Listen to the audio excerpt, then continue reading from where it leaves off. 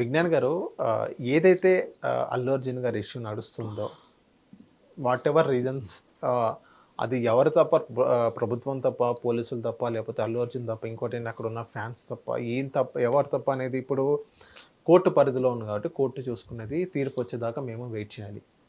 Next ఇక్కడ రాజకీయం జరిగింది. ఇక్కడ రాజకీయం జరిగిన తర్వాత ఆంధ్ర తెలంగాణ ఏదైతే ఈ రెండు స్టేట్స్ మధ్య మళ్ళీ గొడవలు సృష్టించే గొడవలు వచ్చే అవకాశాలు ఉన్నాయా?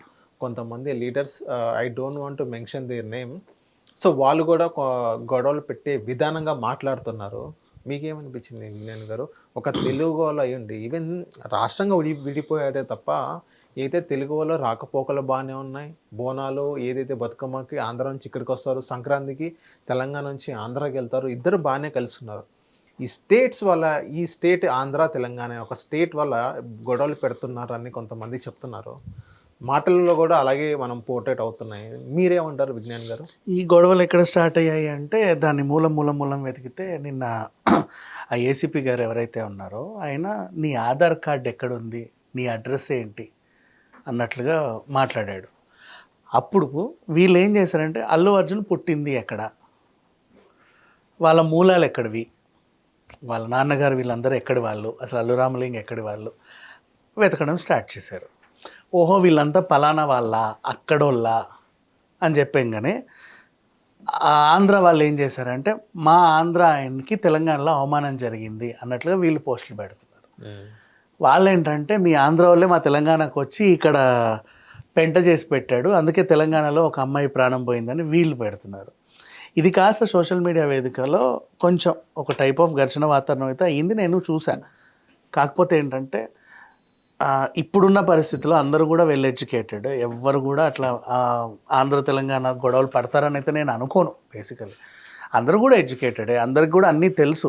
అండ్ ఇది జరిగి కూడా చాలా రోజులు అయిపోయింది, బైఫర్కేషన్ అయిపోయి ఇప్పటికి 10 ఏళ్ళు దాటిపోయింది. అండ్ ఇంకో కొత్త ప్రభుత్వం కూడా వచ్చింది. ఇప్పుడైతే అలా పెడతారని నేనైతే అనుకోను బేసికల్లీ. బట్ జరుగుతున్నాయి, చూస్తున్నాము.